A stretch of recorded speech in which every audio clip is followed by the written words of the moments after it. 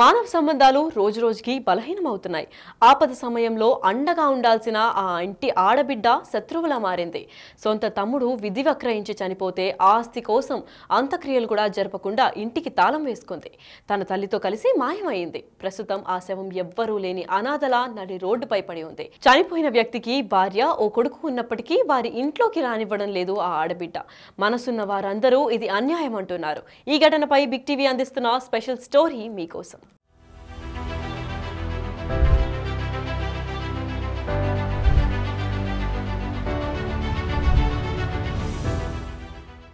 ఆస్తి కోసం తమ్ముడి అంత్యక్రియలు పూర్తి చేయకుండా సొంత అక్కే అడ్డుపడటం చర్చనీయాంశంగా మారింది. మానవత్వానికి మచ్చ తెచ్చే ఈ సంఘటన ప్రకాశం జిల్లా గిద్దలూరు పట్టణంలోని వైసా బ్యాంకు వీధిలో జరిగింది. హయగ్రీవ శివచారికి కడప జిల్లా పోరుమామిళ్లకు చెందిన ఈశ్వరితో 7 సంవత్సరాల క్రితం వివాహమైంది. పెద్దల అంగీకారంతో ఇద్దరికీ వివాహం జరిపించారు. కొంతకాలం వారి సంసారం బాగానే నడిచింది. వారి అన్యోన్య దాంపత్యానికి గుర్తుగా ఓ బాబు పుట్టాడు. తర్వాత శివచారి మద్యానికి బానిసగా మారాడు. ఎవరు చెప్పినా వినకుండా గాడి తప్పాడు.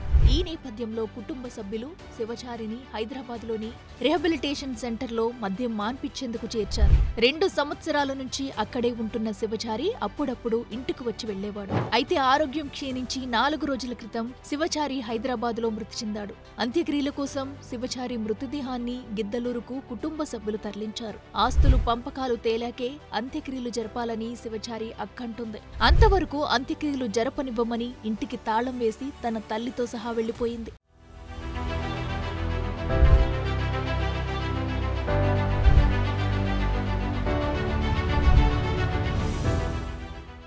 శివాచారి భార్య ఈశ్వరికి ఓవైపు భర్త చనిపోయి తీవ్ర బాధలో ఉంటే తన భర్త అక్క ప్రత్యూష అంత్యక్రియలకు అడ్డుపడటం, ఇంటికి తాళం వేసుకోవడంతో ఈశ్వరి దిక్కుతోచని స్థితిలో పడిపోయింది. ఆస్తి పంచి ఇచ్చేది లేదని, అవసరమైతే తన తమ్ముడికి పుట్టిన కొడుకు అయాన్ను ఇక్కడే వదిలేసి వెళ్లాలని, వేరే పెళ్లి చేసుకోవాలని తన వదిన ప్రత్యూష సలహా ఇస్తున్నట్లు ఈశ్వరి ఆవేదన వ్యక్తం చేసింది. 3 రోజులుగా శవాన్ని నడి రోడ్డుపై ఉంచి జాగారం చేస్తున్నామని, ప్రస్తుతం అంత్యక్రియలు పూర్తి చేయకుండా అత్త లక్ష్మీదేవి శివాచారి అక్క ప్రత్యూష మొహం చాటేశారని తెలిపింది. తన భర్త ఎలా మృతి చెందాడో సరిగా తనకు చెప్పటం లేదని, తన భర్త మృతిపై అనుమానముందని ఈశ్వరి చెబుతుంది. తన 2 సంవత్సరాల కుమారుడిని వదిలి తాను ఉండలేనని, తనకు అన్యాయం చేయాలని తన అత్త లక్ష్మీదేవి, తన వదిన ప్రత్యూష ప్రయత్నిస్తున్నారని, అనాథ శవంలా పడువున్న తన భర్తకు అంత్యక్రియలు పూర్తి చేసేందుకు అధికారులు సహాయం చేయాలని ఈశ్వరి వేడుకుంటుంది. ఏ విధంగా కూడా ఇబ్బంది కూడా పెట్టట్లేదు సార్. మేము కావాలని ఆపేశాడు సార్. దహన సంస్కారాలు కూడా చేయకుండా ఒక్క సంతకం పెట్టండి, మాకు ఏదైనా ఆధారం, డెడ్ బాడీని ఇంట్లో పెట్టుకొని మాకు ఎటువంటి ఆధారాన్ని చూపించట్లేదు సార్. అలాంటి మనిషి నన్ను బతకనిచ్చిందా సార్?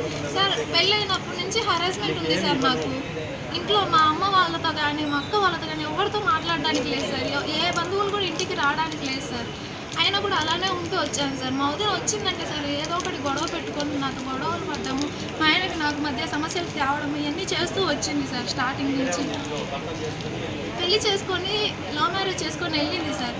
మళ్ళీ తర్వాత వస్తూ పోతూ ఉండేది సార్. నెలకు ఒక 10 రోజులు వచ్చి ఉండేది. ఆ 10 రోజులు గొడవలు పెట్టేది మా ఇద్దరికి.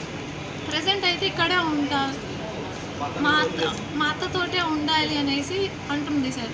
మా అత్త ఏమంటుందంటే సార్, ముగ్గురం కలిసి ఉందామంటుంది సార్. కానీ మా ఆడపడుచుతో అయితే నేను ఉండలేను సార్. ఎందుకంటే నా భర్తనే నాకు కాకుండా చేసింది సార్. ఇంకా నా కొడుకుని కానీ నన్ను కానీ బతకనిస్తుందని అయితే నాకు క్లారిటీ లేదు సార్.